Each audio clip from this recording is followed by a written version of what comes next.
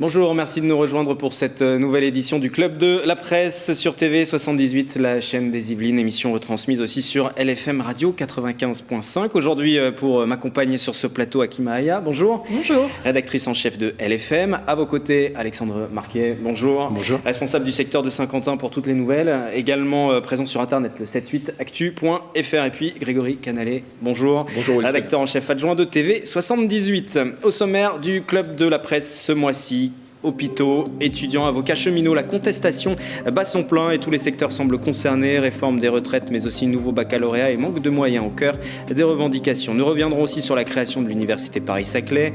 Nouvelle étape franchie avec l'intégration officielle de l'université de Versailles-Saint-Quentin en Yvelines depuis le 1er janvier. Autre fusion, celle des Hauts-de-Seine et des Yvelines. 2020 sera-t-elle l'année décisive? Et puis les tensions au plus haut entre le département et le cimentier Calcia qui envisage de déplacer une partie de ses activités. Avant de refermer ce club de la presse, nous verrons aussi quelles sont les personnalités du mois, l'honneur notamment à la présidente d'une association mobilisée pour l'Australie. Nous sommes le 31 janvier, nous débutons ce club de la presse avec l'actualité du mois. L'actualité principale de ces dernières semaines, c'est bien évidemment cette colère sociale. Les lycéens bloquent les établissements pour exprimer leur mécontentement face aux E3C. Ce sont ces épreuves communes de contrôle continu qui remplacent l'examen final du bac. Ils se disent mal préparés. Il y a eu des mobilisations à Limay, à Guyancourt, au Mureaux également. Les services hospitaliers qui dénoncent un manque de moyens. Et puis réforme des retraites, manifestations dans plusieurs villes, dont Versailles. On a vu les avocats qui étaient en colère. On a vu les cheminots aussi qui se mobilisaient. Est-ce que vous sentez cette gronde générale dans le nord du département, Akima? Oui, absolument. Le département bénéficie pas d'un microclimat, donc effectivement, on ressent aussi toutes ces mobilisations. On a vu quelques images, effectivement, du côté de chez nous, sur Limay, Mantes-la-Jolie, on a pu voir les mobilisations de certains lycéens, d'un bon nombre de lycéens, et aussi de près de 50% des enseignants du côté de Limay. Au niveau des mobilisations, effectivement, on a eu une retraite au flambeau. C'était le jeudi 23 janvier dernier. Donc effectivement, une mobilisation qui continue et dont on ne voit pas... on sent ça se calme, mais a priori, une nouvelle journée est prévue le 6 février prochain. Donc ça continue et ça perdure bien dans les Yvelines. Alexandre Marquet, vous qui êtes sur Versailles, on voyait les images de Versailles, la mobilisation des avocats. Tous les jours, il y a une mobilisation sur Versailles. Oui, c'est étonnant. Ce qui est étonnant, justement, ce que disait Akima, c'est qu'on a l'impression que le mouvement est en train de s'essouffler un peu, notamment à la RATP et à la SNCF. Et c'est à ce moment-là, en fait, que la contestation a pris une tournure un peu différente, plus radicale, on a l'impression, avec un durcissement un peu à la manière des Gilets jaunes, avec des mouvements, effectivement, des actions tous les jours et des catégories vraiment complètement différentes, quoi. On a les avocats, le personnel hospitalier, les lycéens, les enseignants, c'est étonnant, ouais, très étonnant. Une contamination de corporation en corporation, et effectivement là on arrive à... Ça a été l'élément déclencheur un peu, c'est aussi cette mobilisation contre les retraites. Aujourd'hui, tous les corps de métier, il y a les hôpitaux aussi qui dénoncent un manque de moyens et même des démissions aussi qui ont été annoncées au sein des hôpitaux. Des démissions et une lettre commune qui a été effectivement signée par plusieurs médecins pour démissionner face à ce système de retraite. On parlait aussi de mobilisation tous les jours. On a cité les avocats, il y a la CGT cheminot aussi qui tous les jours tient une assemblée générale en gare de Versailles-Chantier, donc une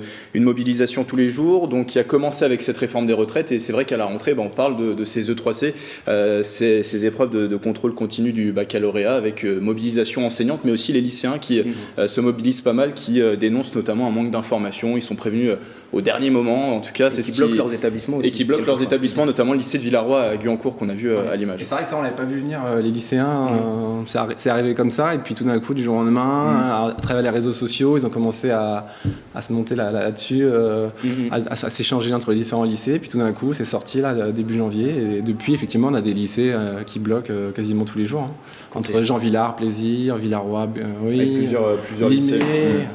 Et puis avec un point d'interrogation sur le sort de ces lycéens qui n'ont pas pu passer leurs épreuves, puisque c'est une épreuve qui était censée compter pour l'examen final. Ils risquent le 0 à cette heure-ci, donc une mobilisation engagée de la part de ces lycéens, puisque quand on prend le risque d'avoir une note négative à l'examen, c'est aussi un signal. Aujourd'hui, il y a beaucoup de zéros qui circulent sur les réseaux sociaux, entre les examens, les zéros sur les feuilles de revenus, de salaire aussi, de certains cheminots qui commencent à être mobilisés depuis plusieurs mois. Mais des primes aussi pour les non-grévistes. Oui.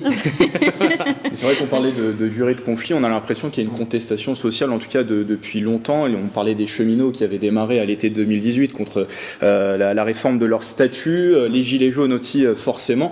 L'été dernier, c'était aussi, il y avait eu une contestation au niveau du baccalauréat, une grève des notes qui avait été opérée par les profs. Et là, c'est vrai que ça a repris, on va dire, en intensité avec cette grève contre la réforme des retraites. Donc c'est vrai qu'on a l'impression qu'il y a une contestation sociale, en tout cas, qui dure. Et qui dépasse même les syndicats qu'on reçoit régulièrement sur nos antennes. Akima, pour LFM, vous avez reçu sur votre émission État et Civil le 15 janvier dernier des représentants syndicaux. Absolument, et l'ambiance était assez tendue, je peux vous le révéler, à l'image de ces derniers jours, des crispations, on le comprend, liées aux divergences portées par leurs syndicats respectifs. Mais c'était CFDT et CGT. C'est bien ça, voilà. Donc c'était le 15 janvier dernier, pour situer la date, avec Vincent Guérin, le secrétaire général de l'Union départementale CFDT des Yvelines, Nicolas Lévesque, secrétaire de l'Union locale CGT des Mureaux, et puis Éric Bezou, un cheminot syndiqué chez Sudrail à Mantes, dans les coulisses du studio juste avant l'émission. Ça a clashé, pour le dire clairement. L'échange était assez vif entre le représentant départemental de la CFDT, qui a été pris à partie par Éric Bezou, à tel point que l'émission a failli ne pas se faire quand même. Donc on parle pas de. Non. Voilà, on en était là avec des mots assez durs. Ça se passe bien en antenne, en précisons. Oui. Toutes les coulisses, il n'y a pas eu de clash avant le passage plateau chez nous. Par contre, à l'antenne, la raison a pris le dessus. Finalement, l'émission a pu se dérouler, même si vous le verrez dans l'extrait. On le verra peut-être pas forcément, puisque ce n'est qu'un extrait, mais il n'y a pas eu de dialogue. En principe, cette émission, c'est une émission un petit peu débat pour échanger.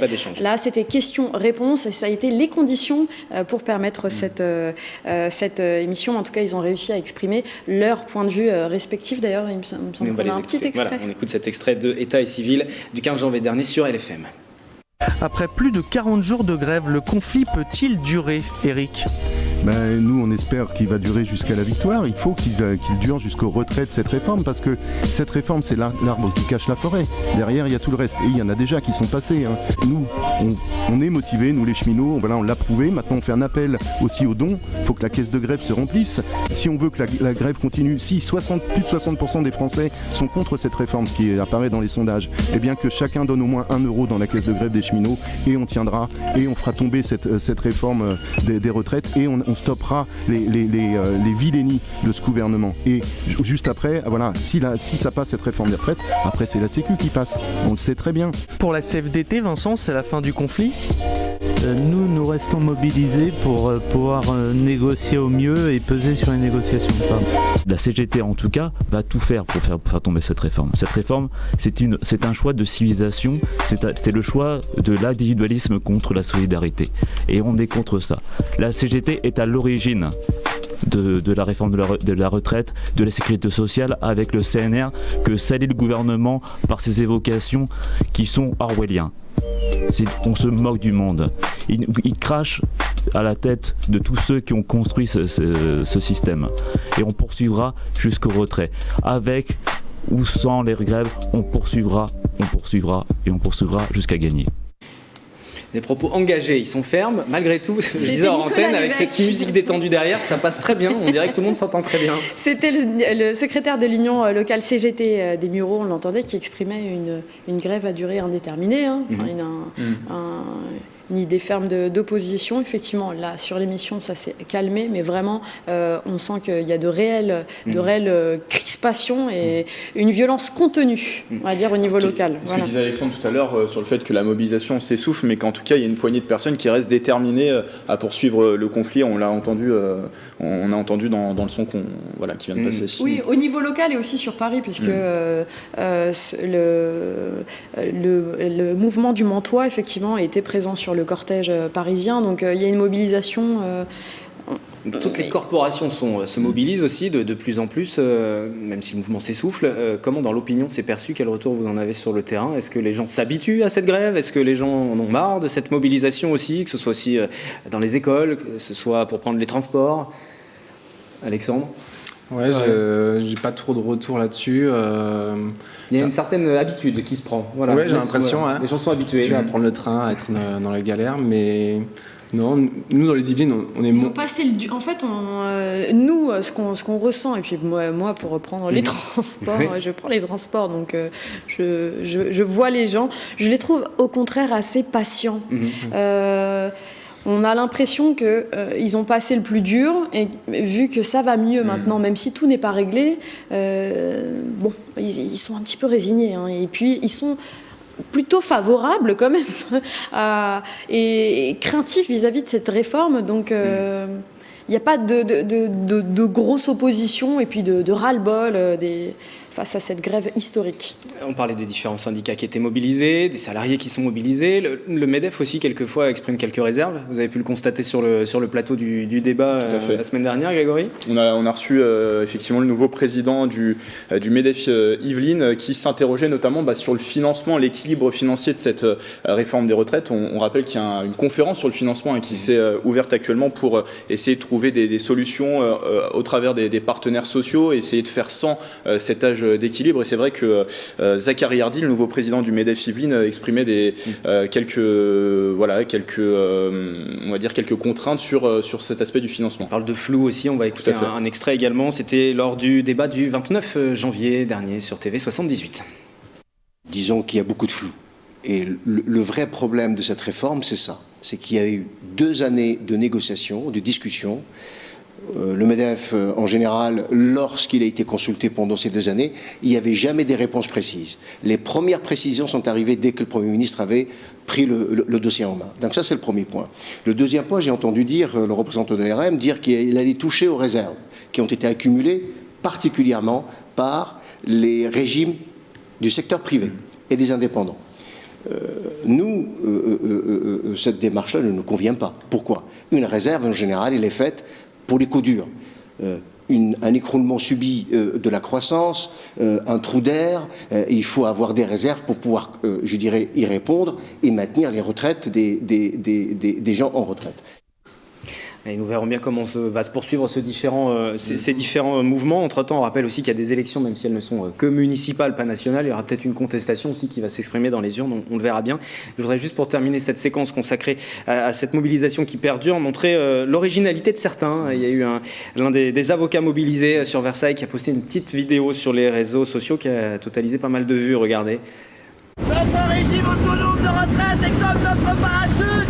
Si on nous le supprime, on s'écrase.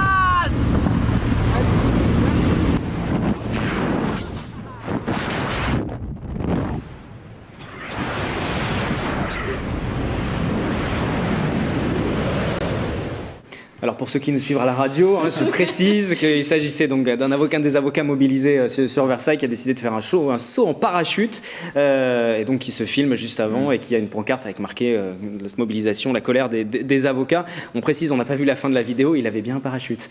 C'est bien passé. Ce qu'on peut dire sur les avocats, c'est qu'ils en sont à leur 4e semaine de grève et que du coup les affaires commencent à prendre énormément de retard. Ils en sont à plusieurs centaines d'affaires en retard. Alors qu'il y avait déjà beaucoup de retard, on se demande comment ils vont pouvoir rattraper ce retard. On peut, je pense, leur adresser la palme de l'originalité. Ils ont fait aussi une chorégraphie reproduisant Pulp Fiction, la scène mythique entre John Travolta et Uma Thurman devant les grilles du château de Versailles. Voilà. Pour attirer l'attention au milieu de toute cette contestation. On passe au reste des autres informations de l'actualité locale. Dans le reste de l'actualité que nous abordons ce mois-ci dans le Club de la Presse, l'Université Paris-Saclay, l'Université de Versailles-Saint-Quentin en Yvelines est désormais un membre associé. Grégory, ça signifie quoi ? Alors, ça signifie, donc c'est assez complexe. Vous avez 30 secondes. J'ai 30 secondes. Alors, l'Université Paris-Saclay est créée au 1er janvier, donc il y a 3 universités qui la composent, dont l'Université Versailles-Saint-Quentin en Yvelines, qui est pour l'instant, vous l'avez dit Wilfried, un membre associé. C'est-à-dire qu'elle siège au sein de cette Université Paris-Saclay, tout en préparant sa fusion. En 2025, il n'y aura plus d'Université Versailles-Saint-Quentin en Yvelines, elle sera totalement fondue au sein de cette grande Université Paris-Saclay. On rappelle juste l'ambition de cette université, c'est d'être la première université française de figurer dans le top 20 mondial, par exemple dans le classement de Shanghai, et c'est une université, juste pour rappeler les chiffres, qui comptera à terme 80 000 étudiants et plus de 10 000 enseignants-chercheurs. Donc on va dire, membre associé, c'est un processus temporaire pour préparer cette fusion totale qui aura lieu en 2025. Et qui aura une incidence sur tout le département, parce que des antennes de l'université de Versailles-Saint-Quentin en Yvelines, même si le nom c'est Versailles-Saint-Quentin et prochainement Paris-Saclay, il y en a partout dans le nord du département, dans le Montois aussi. Il y a une UT à Mantes-la-Jolie, à Vélizy, il y a Sciences Po à Saint-Germain-en-Laye. C'est vrai que cette université Versailles-Saint-Quentin en Yvelines, qui deviendra Paris-Saclay, est assez étalée dans le département. C'est devenu l'université des Yvelines, on peut le dire. Aujourd'hui, véritablement, oui, et avec un poids qui va s'affirmer. Alain Buis, le président de Versailles-Saint-Quentin, l'université de Versailles-Saint-Quentin, était en plateau il y a quelques jours aussi. On l'écoute à propos de cette fusion, ce rapprochement avec Paris-Saclay. La création de l'établissement qu'on appelle l'établissement expérimental Université Paris-Saclay, qui est maintenant une vraie université dans laquelle l'UVSQ a été tout au long co-construit, et l'aboutissement finalement de plusieurs années de synergie et de collaboration qu'il y a eu entre les différents partenaires. Et l'UVSQ, évidemment, est déjà largement engagé dans cette université. Et donc, il y a beaucoup de nos diplômes, surtout nos diplômes de master, 80% de nos diplômes de master et la totalité des diplômes de doctorat qui sont déjà mutualisés. Et ces enseignements ont lieu, ces formations ont lieu sur le territoire, sur nos campus, et qui sont délivrés par nos enseignants. Alors finalement, le résultat est plutôt beau aujourd'hui pour cette université. Pourtant, il y a quelques années, on parlait de fermeture, Alexandre Marchesi. Oui, bien aussi. Une époque pas si lointaine où c'était très tendu pour l'université. Heureusement, elle a repris son chemin en avant, et là, effectivement, on parle d'elle dans les 20 meilleures universités mondiales. C'est quelque chose. Donc oui, l'objectif, c'est de bâtir un MIT à la française, c'est ce qu'on dit souvent.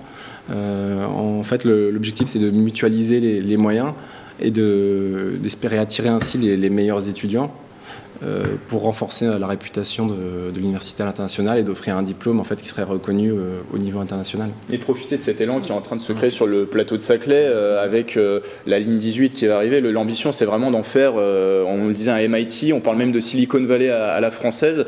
Ce plateau de Saclay, c'est de profiter aussi de cet élan qui est en train de se créer ici. Avec après, en tout cas, quelques inquiétudes aussi qui sont tout de même nées, parce que la question aussi, c'est est-ce que tout le monde aura un accès à ces études-là? Quelle poursuite d'études? Certains syndicats sur l'université Versailles-Saint-Quentin, Paris-Saclay évoquent un système peut-être à deux vitesses, avec des licences, des bilicences plus sélectives, des masters, des doctorats qui ne seraient pas ouverts à tous. Donc il y a aussi ça qu'il faudra suivre, voir s'il y a une égalité d'accès. D'ailleurs, on va pas lancer le sondage, mais même sur une sélection au sein de l'université, vous en pensez quoi? L'université, concrètement, c'est là où il n'y a pas de sélection normalement. Je pense que, je sais pas, la sélection à l'université, moi ça me paraît dérisoire en tout cas. Akima? Oui. C'est un sondage en temps réel. Oui et non, en même temps, peut-être que pour redonner les lettres de noblesse à l'université, une sélection peut être intéressante. Donc, je reste pour l'instant partagée. Peut-être à partir du master, peut-être. C'est une solution, peut-être. En fonction des résultats qui sont obtenus. Il y a des craintes aussi au niveau de tout ce qui est perte d'identité, perte d'autonomie aussi. Parce que là, on voit déjà que le logo... le logo... On voit qu'à plus tard, il n'y aura plus écrit Versailles-Saint-Quentin Yvelines, il y aura juste écrit UVSQ. Donc est-ce que le côté yvelinois ne va pas perdre un peu de son identité, son ancrage? J'ai posé la question à Alain Buis dans l'extrait que l'on a vu. Lui dit effectivement, en tout cas la marque UVSQ va disparaître au sein de cette université Paris-Saclay, mais les campus yvelinois vont bien demeurer. Ça, il me l'a assuré, ils seront même renforcés. Il y a des travaux qui ont été engagés sur réhabilitation de l'IUT de Vélizy aussi dans cette perspective, construction aussi du premier bâtiment du futur campus de Mantes-la-Jolie, qui est aussi prévu. Alors tout se perd, l'université de Versailles-Saint-Quentin pourrait disparaître, en tout cas l'appellation peut-être, et Yvelines aussi peut-être disparaître, s'il y a une fusion aussi, puisqu'on parle de tout fusionner et tout rapprocher. C'est l'autre sujet qui va nous intéresser maintenant pour ce club de la presse, toujours à suivre sur TV78 et LFM, avec aussi la participation de toutes les nouvelles et actu.fr, c'est 8actu.fr. Parlons de cette fusion Yvelines-Hauts-de-Seine. Est-ce qu'elle est déjà actée? Est-ce qu'elle aura lieu en 2020? Il y a une nouvelle étape, le 6 février, il y aura une concertation citoyenne sur le sujet par Internet, fusion-78-92.fr. À quoi va servir cette consultation, cette concertation? Bien, chacun pourra exprimer ses remarques. En tout cas, il y aura pas la question ne sera pas posée, êtes-vous pour ou contre la fusion? Est-ce qu'il aurait peut-être fallu déjà cette question-là? Il y aura d'autres problématiques qui seront abordées, mais est-ce que cette question serait essentielle à poser, Akima par exemple? Alors, ce qui est intéressant, c'est qu'on avait reçu les 2 présidents des départements lors d'une émission, à savoir Pierre Biédier et Patrick Devedjian, et on avait posé expressément cette question, mais alors il y a 4 ans, en 2016, et on leur avait demandé si, justement, peut-être effectuer ce sondage, sonder la population, était intéressant pour eux, et alors c'était à l'époque absolument hors de propos. Donc, les temps ont évolué, visiblement. On a le sentiment, en tant qu'observateur, qu'on arrive à une phase où il faut tout donner. Donc maintenant, effectivement, peut-être que c'est devenu de propos. Ils mettent la pression sur le gouvernement. Oui, c'est aussi un moyen de mettre la pression, oui, tout à fait. Pour leur montrer que élus et populations sont pour. Pour l'instant, je ne suis pas convaincu. Je n'ai pas l'impression que ce soit le sujet de mobilisation des élus.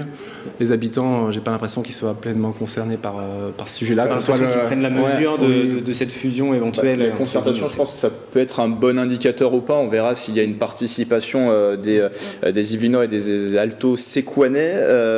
En tout cas, moi j'ai l'impression que les enjeux départementaux, ce n'est pas la première priorité des habitants. On voit la participation aux élections départementales, ce n'est pas la meilleure des participations en général. Ce qui est paradoxal parce que après le département a un rôle quand même essentiel avec les collectivités locales pour mener à bien des projets. Aujourd'hui, voilà, la gestion des collèges aussi passe par le département. Le volet social. L'argument clé, je pense, ça sera l'argument économique, à savoir les économies éventuelles, potentielles, réalisées par cette fusion. S'il y a un argument décisif au niveau de la population, ça peut être que celui-là, puisque comme vous le dites, effectivement, la population est encore très attachée, en tout cas une bonne lisibilité des compétences et du rôle de leur département respectif.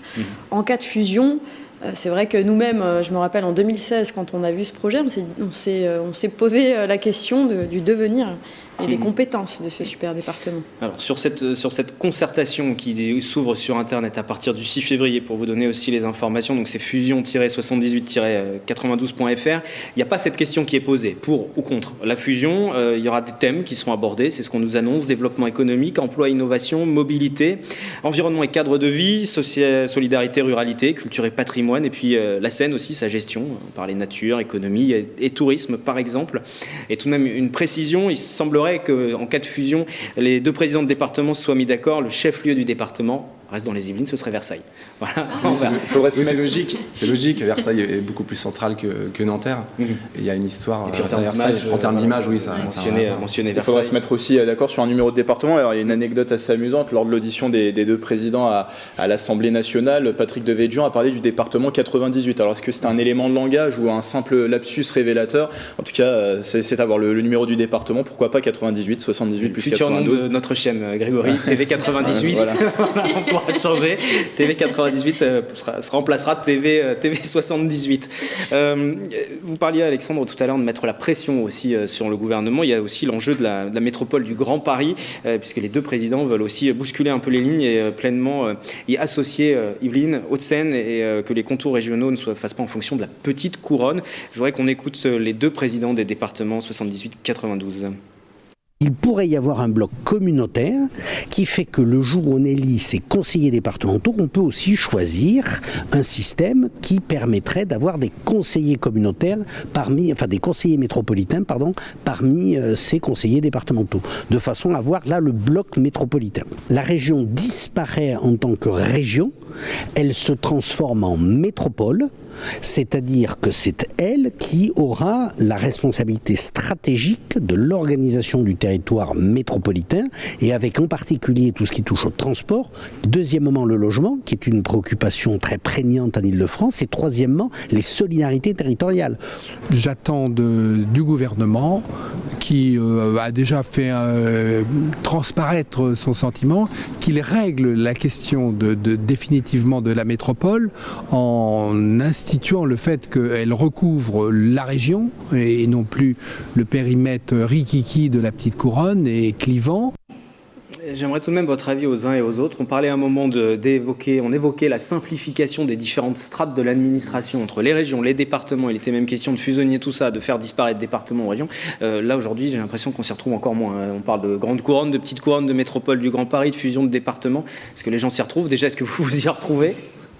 Non, honnêtement, c'est compliqué. C'est ce que je vous disais tout à l'heure. C'est pour ça que je pense que la population ne se sent pas concernée. Ça ajoute encore une strate au millefeuille administratif. Millefeuille vraiment territorial. Il y a la région, les départements, les intercommunalités. Vous y rajoutez l'établissement public d'aménagement Paris-Saclay à côté de notre territoire, les PNR. Enfin, il y a plein de strates. Effectivement, ça perd les habitants. Ça nous perd même, nous, journalistes. On a du mal à se plonger dans les dossiers, à bien comprendre tous les enjeux. Il faut vraiment beaucoup de travail pour et de patience, vous venez très tôt, j'ai bien compris le message, Grégory. Vous venez très tôt le matin pour travailler tout ça pour le journal chaque soir. Et puis on parlait aussi des différentes fusions. Il y a les fusions de communes aussi, il y a ces enjeux aussi pour faire des économies. Le Chesnay a fusionné avec Rocancourt, par exemple, ce qui perd peut-être encore plus la population. On le verra une fois de plus pendant les élections, comment ça se traduit. D'ailleurs, si on peut mentionner brièvement les municipales, du côté du Chesnay et du côté de Saint-Germain, pour la première fois, il y aura des élections groupées avec les nouvelles communes qui ont été créées. Continuons ce tour d'horizon de l'actualité pour ce club de la presse avec un bras de fer entre le département et le cimentier Calcia. On parle encore du département des Yvelines et de son président Pierre Bédier qui a eu un gros coup de colère début janvier contre le cimentier Calcia, c'est une entreprise implantée à Guerville, un village proche de Mantes-la-Jolie qui souhaite transférer le site de Nanterre dans les Hauts-de-Seine dans le courant de l'année. Les explications, plus de détails avec ce sujet d'Aurélie Ronze. Colère et trahison pour Pierre Bédier, président du département des Yvelines. Il dénonce l'attitude de l'entreprise Calcia qui a annoncé la délocalisation de son siège social dans les Hauts-de-Seine sans en avertir le département. Nous avons été trahis par cette société et par des patrons voyous qui, au mépris de la parole donnée, au mépris des engagements pris et au mépris des salariés de l'entreprise, organisent un départ en catimini du territoire sur lequel ils ne laisseraient que les activités polluantes et tout ça pour mener un plan social qui ne dit pas son nom, puisqu'à l'instant où je vous parle, on fait pression sur les salariés pour les amener à démissionner puisqu'on les déménage à plus de 30 km. La société Calcia a l'intention d'exploiter une nouvelle carrière dans le Vexin et organise son départ vers Rueil-Malmaison, un événement qui vient fragiliser l'emploi local et qui attise l'indignation des élus. En ce qui me concerne, la confiance est tout à fait rompue. Donc même si on a des promesses avant le jeudi après-midi, moi je rentre maintenant résolument dans l'opposition à Calcia parce que ces promesses, même si elles arrivent avant jeudi, elles ne peuvent être que de papier. Ce sont des promesses qui engagent une construction industrielle lourde, qui engagent des engagements sur la carrière lourde. Et je pense que même s'ils les prennent pour 2 ans, pour 3 ans, dans 3 ans, on aura le même problème. La confiance est donc rompue. Pierre Bédier a annoncé qu'il demanderait jeudi 16 janvier une révision du plan local d'urbanisme intercommunal pour interdire l'exploitation de la nouvelle carrière à Breuil-en-Vexin. Akima pour LFM, vous la comprenez cette colère ? Oui, effectivement, on la comprend, on a suivi ce dossier. Évidemment, c'était déjà un dossier sensible puisque les élus, un certain nombre d'élus étaient en opposition et craintifs vis-à-vis des retombées environnementales, écologiques.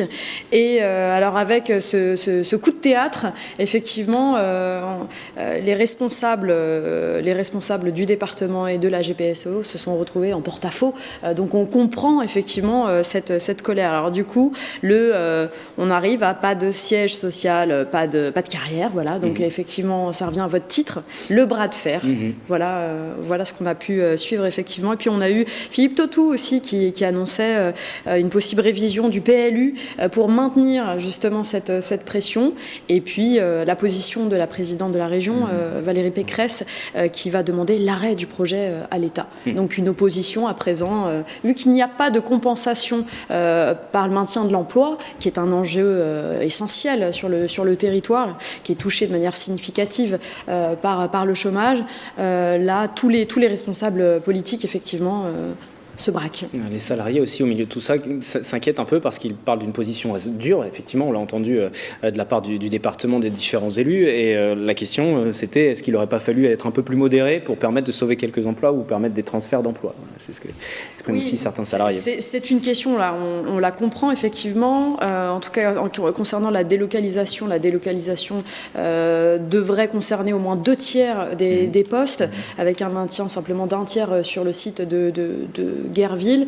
Et puis il y a, alors moi ce que j'ai entendu aussi, au-delà de l'aspect trahison, c'est ce plan social en catimini. Là-dessus, on n'a pas encore d'informations du côté de l'entreprise Calcia qui n'a pas répondu à nos demandes. Donc on ne sait pas ce qui se trame encore là-dessous. Avec un front commun des élus. On a vu dans le reportage Pierre Bédier, le président Les Républicains des Yvelines, le sénateur La République En Marche, Martin Lévrier, il y a aussi le préfet des Yvelines qui s'est saisi du dossier. Donc c'est vrai qu'il y a un front commun, en tout cas des représentants yvelinois, représentants politiques yvelinois. Du coup que l'État va sûrement revoir sa position sur le sujet. Ce qui est très étonnant quand même, c'est de voir le président Bédier un peu rouler dans la farine. On n'est pas habitué dans le département. C'est quand même un expert en politique, en négociation et tout ça. Et de le voir se faire blouser un peu par un groupe allemand, c'est très étonnant. D'où sa colère, et il a évoqué des patrons voyous, c'est des mots forts qu'il a employés, et on comprend sa colère d'avoir le sentiment de s'être fait un petit peu avoir. Vous avez raison Alexandre, c'est pas souvent que ça arrive dans le département des Yvelines. Pierre Bédier est là depuis quand même quelques années, expérimenté en politique, et il a plutôt montré par le passé qu'il maîtrisait ce genre de dossier. La réponse du PDG de Calcia, il s'est exprimé tout de même, pour ceux qui nous suivent sur TV78, vous le voyez en photo derrière, c'est une photo extraite du Parisien. Il s'est exprimé tout de même dans le Parisien. Il ne comprend pas cette réaction des différents élus. Il dit que lui, le site est vieillissant, donc il faut le moderniser, qu'il n'est pas facile d'accès pour ses différents clients aussi. Et il ne parle pas de plan social, justement. Il dit que les salariés vont partir à Nanterre et qu'il y a 128 salariés qui devraient rester sur le site du département. Donc voilà, pour l'instant... Du côté de Calcia, on dit ne pas comprendre, et du côté des élus, on l'a compris, cette colère qui s'exprime. Voilà. Nous fermons cette séquence via l'actualité. Au cours de chacune des éditions du Club de la Presse, nous revenons aussi sur celles et ceux qui font l'actualité dans le département. Notre rubrique Personnalité du mois. Et on va commencer avec vous, Alexandre Marquet, pour toutes les nouvelles, actu.fr, 78actu.fr, c'est un Italien. Alors je vous préviens tout de suite, faites attention à la prononciation. Avec Grégory Canale face à vous, il faudra faire attention. Donc notre personnalité du mois, c'est en fait notre Illinois de l'année 2019. Je vous ai mis beaucoup de pression. Donc il s'appelle Giulio Scaramozzino. C'est pas mal. Voilà. Donc il est pizzaiolo, il est chef de la pizzeria au Bottega à Versailles, dans le quartier Saint-Louis. Et en fait, sa particularité, c'est qu'il est devenu pizzaiolo sur le tard, là, il y a 10 ans quand il est arrivé en France. Et depuis, en fait, sa pizza a été élue parmi les 3 meilleures pizzas d'Île-de-France. Et il fait aussi de la pizza acrobatique. Et là, prochainement en mars, il va participer au championnat de France de pizza. Si on voit ceux qui nous suivent donc sur TV78, du coup sur LFM, je vous renvoie vers le replay de cette émission pour pouvoir la consulter. On le voit ce pizzaiolo en train de faire de la pizza acrobatique. Grégory, vous savez faire ça? Non, pas vraiment. Non, je suis très admiratif. Vous êtes notre consultant pizza, Grégory. L'art du pizzaiolo, si je peux défendre, qui est rentré au patrimoine immatériel de l'UNESCO très récemment. C'est vrai, tout à fait. Et donc chaque année, on organise un concours d'Illinois de l'année. Et derrière lui, il a su mobiliser ses amis, même d'Italie. On avait des internautes qui se sont mobilisés en Italie pour voter pour lui. Et donc, avec 1300 voix, il a été élu Yvelinois de l'année. Vous aviez un top 3, vous avez un top 3 Oui, dans ce palmarès, justement, quels sont les autres un petit peu? Alors, je sais que pour le Courrier des Yvelines, c'était quelqu'un qui se battait contre les déchets. Je crois, Carrère Sopoisy, je maîtrise bien Olivier. La pizza, c'est que ça. À rivaliser. Et effectivement, on voit qu'il y a quand même un thème autour de l'environnement, puisque celui qui arrivait deuxième derrière lui, c'était Michael Saunier, qui est président des marcheurs-cueilleurs, qui se bat aussi pour la protection de l'environnement autour de Rambouillet. Oui, qui organisait encore une mobilisation et quelques jours de ramassage de déchets. Ils ont ramassé plus d'1 tonne de déchets. Ils alertent les différents candidats aux élections municipales. On voit que c'est un thème qui touche les gens. Oui, d'ailleurs, pour revenir sur l'actualité aussi des municipales, quel que soit le candidat et quel que soit le programme, il y a toujours cette sensibilité-là d'écologie, d'environnement, de transition écologique qui traverse tous les programmes et toutes les thématiques. Vous le verrez avant de vous rendre dans les On a l'impression que c'était plutôt une valeur de gauche, et finalement, là, tous les candidats s'en emparent aujourd'hui. C'est aussi dans la lignée peut-être des résultats aux élections européennes. On a vu les bons résultats des écologistes, notamment en France. Du côté de TV78, à présent, pour la personnalité de ce mois-ci, Grégory, ce sera une couturière, mais elle est de l'Australie. C'est ça, elle s'appelle Marie-Pierre Alouche. Alors elle n'est pas présidente de cette association, mais bénévole au sein de l'association Culture et Loisirs de Saint-Léger en Yvelines. Et donc cette bénévole dans la section couture a proposé à ses coéquipiers de constituer quelques sacs, poches pour les koalas, les bébés kangourous blessés. On rappelle qu'il y a eu plus d'1 milliard d'animaux qui sont morts au cours de cette catastrophe d'incendie en Australie. Et donc elle a répondu, Marie-Pierre Alouche et les bénévoles de cette section couture à l'appel du collectif Animal Rescue Croft Guild, pardon pour l'accent anglais, voilà, qui demandait l'envoi, accent italien et accent anglais, qui demandait voilà l'envoi en tout cas de petites créations couturières pour aider les animaux, à tel point qu'il y a eu vraiment une mobilisation mondiale. Ils se sont retrouvés avec trop de produits sur place, donc pour l'instant ils ont freiné les envois de couture, de produits couturiers. On écoute Marie-Pierre Alouche justement de cette association. On s'est dit on fait notre part du colibri, voilà, oui c'est loin l'Australie. Oui, on va pas sauver la planète. Avec Fanny, on s'est dit oui, on va faire ce qu'il faut pour, à notre mesure, à la mesure de ce qu'on peut faire et du petit groupe de couture qu'on est, eh bien participer aussi à ça parce qu'ils en ont besoin et c'est important pour nous. Et voilà, ces images, pour ceux qui nous rejoignent sur TV78, derrière de l'Australie en feu, il y a une mobilisation par cette opération menée par une association de couture et qui sera réelle, concrète sur le terrain. Il y a des pompiers aussi qui sont mobilisés dans le département. Vous l'avez rappelé à antenne, Alexandre, qui vont partir, des pompiers qui partent bénévolement. Ils ont même lancé une cagnotte en ligne. Vous l'avez constaté, cette solidarité. Il y a eu d'autres opérations dans le département, les uns et les autres. Moi, j'ai pas suivi du côté de LFM Radio.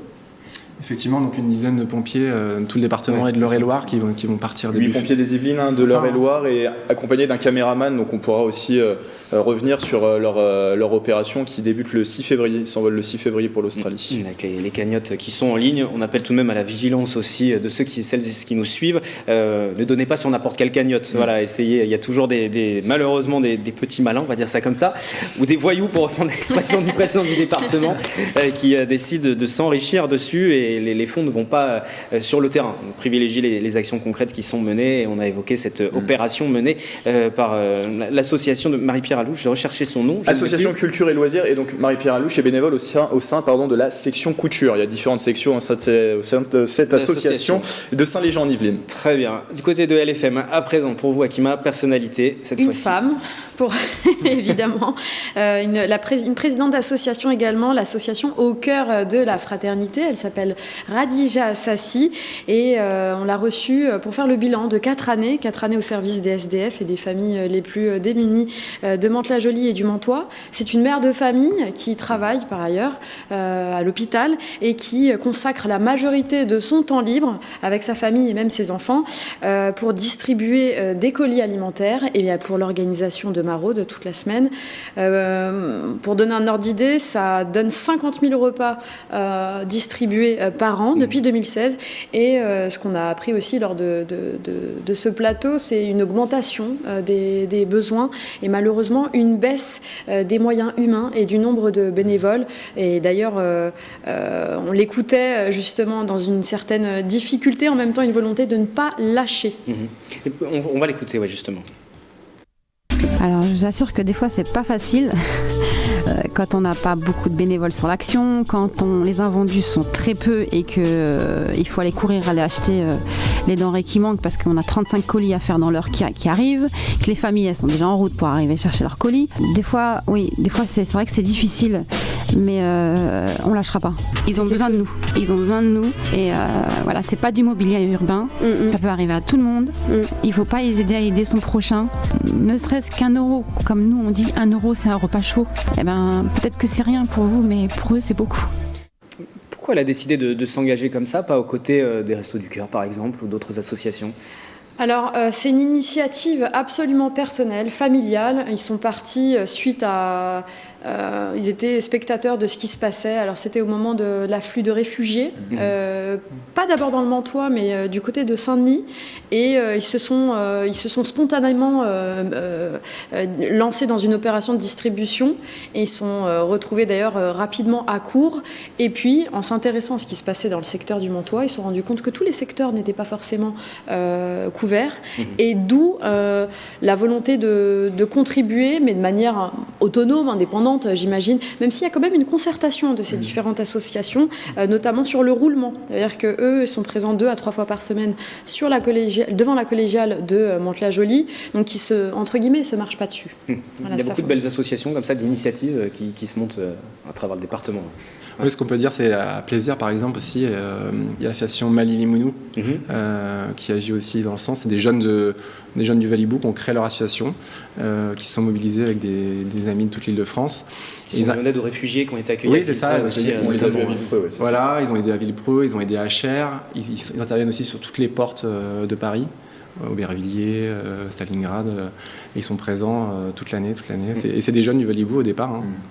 Qui ont décidé de se mobiliser. Pour en revenir à votre personnalité du mois, Akima, pour la contacter, pour l'aider, par exemple? Oui, ils ont un site absolument au cœur de la fraternité.fr. Et d'ailleurs, ils organisent un gala caritatif à Mantes-la-Jolie, au Parc des Expos, à l'Île-aux-Mônes, le 15 février prochain. Donc pour les personnes qui sont intéressées, elles profitaient aussi pour annoncer cet événement. Bien entendu, ils sont à la recherche de bénévoles. Et alors, il y a une notion qui était intéressante. On lui a posé une question assez simple, c'est quel temps on doit avoir devant nous pour s'investir en tant que bénévole? Est-ce qu'il faut pouvoir libérer une fois par semaine? J'imagine qu'il y a plein de téléspectateurs, d'auditeurs qui peuvent se demander dans quelle mesure ils peuvent aider. Et alors, ils sont assez souples. Hein. Si vous avez une disponibilité une fois par mois, par exemple, eh ben, on peut effectivement se porter candidat et avoir un petit geste citoyen et social. C'est toutes les petites minutes accordées par les uns et les autres qui permettra à ces différentes associations, et notamment celle-là, d'exister. Elle nous a bluffé par son engagement. C'est pour ça que c'est notre personnalité du mois. On passe à notre dernière séquence du Club de la Presse pour ce mois-ci, bientôt à la une. Le Club de la Presse, TV78 sur LFM, également en partenariat avec toutes les nouvelles 78actu.fr pour ce mois-ci. L'actualité à suivre sur les prochaines semaines. Alexandre, vous allez consacrer un dossier, un sujet à la lutte contre le harcèlement du côté de Plaisir. Oui, on va faire un sujet sur les bancs de l'amitié. Donc, c'est un concept original qui a été mis en place par la ville de Plaisir. Depuis quelques semaines, en fait, la ville a installé des bancs dans chacune de ses 27 écoles élémentaires. Et en fait, l'idée, elle est simple, c'est si un enfant cherche à se faire des amis, il s'assoit juste sur le banc. Et l'objectif, en fait, c'est de lutter contre l'isolement et contre le harcèlement, et puis de résoudre les conflits entre les élèves. Donc c'est un concept, en fait, qui est inspiré des États-Unis, où ça existe depuis une dizaine d'années. Qui fonctionne bien aux États-Unis ? Et qui fonctionne aux États-Unis. En France, c'est les prémices, je ne sais pas trop ce que ça va donner. Mais... Là, pour être sur l'exemple de Plaisir, pour nous être rendus également, nous y étions allés pour un reportage pour TV78, ça fonctionnait plutôt bien. Il y a des enfants qui expliquaient, voilà, je me suis disputé avec un copain, je suis allé m'asseoir, et puis effectivement, on vient me chercher, on vient me voir. Il y a une certaine bienveillance entre les enfants. Donc c'est bien de commencer comme ça, voilà. Et ça marche plutôt bien, et c'est à Plaisir, mais il y en a aussi dans d'autres secteurs, hors les Yvelines, qui s'organisent ce genre d'opération pour lutter contre le harcèlement, en tout cas être bienveillant, voilà, ce sera le mot à employer. Du côté de LFM, bientôt à la une chez vous, la banlieue du Turfu. C'est ça, on a été chassé un petit peu sur vos terres, parce que c'est un... Et alors je vais vous dire quelque chose, vous me l'avez fait découvrir. Ah oui. Voilà. Et pourtant c'est pas loin de chez nous. Ravi, voilà, on est là pour ça aussi. Makan Fofana, dans l'émission, on a retrouvé On en parle, donc c'est un jeune habitant du quartier du Bois de l'Étang à la Verrière, étudiant en design et chercheur, lui il est fondateur de l'Hypercube, et on le reçoit pour parler de ce laboratoire intitulé l'Hypercube qui souhaite ouvrir une réflexion collaborative sur l'avenir de la banlieue. Alors nous on a trouvé ça passionnant puisque nos studios sont basés au cœur du Val-Fouré.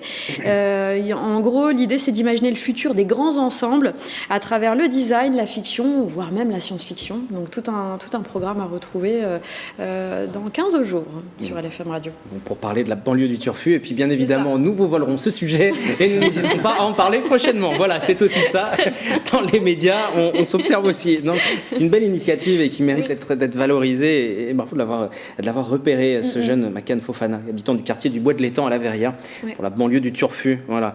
Bientôt sur TV78 de notre côté, ce seront les débats des premiers tours des municipales. Je vous en donne quelques indications. Il y aura 20 débats à compter du 8 février, 2 week-ends en direct et des rediffusions ensuite à 20h tout au long de la semaine. Les différentes communes de Saint-Quentin en Yvelines, de Saint-Cyr-l'École, Mantes-la-Ville, Mantes-la-Jolie, Rambouillet, Versailles-les-Mureaux, Saint-Germain-en-Laye seront donc à l'honneur. Des débats entre une demi-heure et 1 heure pour que chacun expose programme et propositions. À suivre aussi en replay sur notre site, notre application. Il y a certains également débats qui ne seront pas à manquer, des communes particulières, même si vous ne résidez pas sur ces communes où il y a des enjeux malgré tout et des débats qui devraient être intéressants sur Trappes, Villepreux, Guyancourt. Grégory, je me tourne vers vous aussi, Versailles, puis Mantes-la-Ville qui devraient être à suivre. Un débat, des débats qui sera à suivre donc sur notre antenne. Vous aurez bien sûr tous les renseignements pratiques sur notre site internet. Et si vous avez d'ores et déjà des questions aussi que vous souhaitez poser aux candidats, si vous souhaitez les interpeller au cours de cette campagne, vous pouvez utiliser nos réseaux sociaux et nous relayerons tout cela au cours des prochaines semaines. Et une fois tout cela passé, il y aura des soirées électorales 15 et 22 mars à partir de 19h30 sur notre antenne pour suivre en direct les différents résultats dans le département des Yvelines. Pour les autres médias, quels sont vos dispositifs un petit peu, Akima, sur LFM pour ces municipales? Pour ces municipales, nous, ça se passera essentiellement sur notre morning et puis sur le programme de la pause actu, donc à midi, on a détaché 15 minutes par tête de liste. Voilà ce qu'on a prévu pour le secteur, pour les grandes villes de Yvelines Nord. Voilà. Dans le département. Alexandre? Nous, on en parle dans toutes nos éditions régulièrement des différents candidats, et il y a de quoi faire, avec 4 ou 5 candidats en général par ville. Et puis le soir même, on axera sur des villes importantes comme Versailles, Rambouillet, ou bien sur l'agglomération de Saint-Quentin en Yvelines, Trappes par exemple, où il y a un gros enjeu. Ouais. Toutes ces communes-là sont à suivre. L'actualité, c'est au quotidien sur nos différents médias pour suivre cette campagne des municipales. On le rappelle, c'est important d'aller voter aussi. Vous choisissez votre maire, même si on le sait, en général, participation plutôt bonne. En tout cas, les gens s'impliquent. C'est l'élu de proximité, le maire, donc forcément. Voilà. On passe aux différentes unes des nouvelles. À la une des nouvelles éditions de Versailles, Alexandre, ce sera le début de campagne justement de François de Mazières. Oui, il brigue un 3e mandat. Et il est grandissime favori à sa réélection. Et face à lui, il devrait retrouver... pour l'instant, on est à 6 listes déclarées. Il devrait y en avoir une 7e avec le Front National. Mais oui, a priori, je pense qu'il n'y aura pas trop de soucis à se faire pour François de Mazières.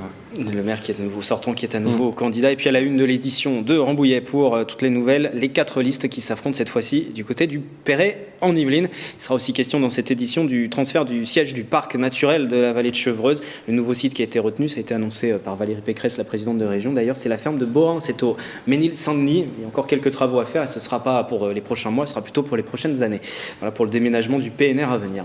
Merci d'avoir participé à ce club de la presse. Merci Akima Aya, donc rédactrice en chef LFM, Alexandre Marquet, responsable de secteur notamment sur Saint-Quentin en Yvelines pour toutes les nouvelles, également présent sur internet le 78actu.fr, et puis Grégory Canalet, rédacteur en chef adjoint de TV Fil. On se retrouvera au mois de mars pour le prochain club de la presse, puisque vous l'avez compris, les élections vont nous occuper. D'ici là, on vous retrouve très prochainement sur l'antenne de TV 78.